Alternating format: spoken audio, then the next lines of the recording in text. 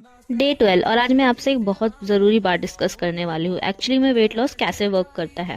Fat exercise से नहीं जलता, फैट कैलोरी डेफिसिट से जलता है। सिंपल वर्ड में समझाऊँ तो जब आप जितनी कैलोरीज कंज्यूम करते हो in the form of food और फिर उसे उससे ज़्यादा कैलोरी बर्न करते हो एक्सरसाइज करके, वर्क करके, तब बॉडी स्टोर्ड फैट को यूज़ करती है। इसलिए सिर्फ जिम जाने से जंक फूड बंद नहीं होता या फिर सिर्फ डाइटिंग करने से बॉडी नहीं बनती। प्रोटीन इसलिए इम्पॉर्टेंट है क्योंकि ये मसल बचाता है और भूख कम करता है, और वर्कआउट इसलिए इम्पॉर्टेंट है क्योंकि ये मेटाबॉलिज्म को स्ट्रॉन्ग बनाता है। और इसे इन सब में सबसे ज़्यादा इम्पॉर्टेंट होती है कंसिस्टेंसी। एक दिन क्लीन खाने से आप वेट लॉस नहीं करेंगे या फिर एक दिन चीट मील करने से आपकी वेट लॉस जर्नी ख़राब नहीं हो पाती है।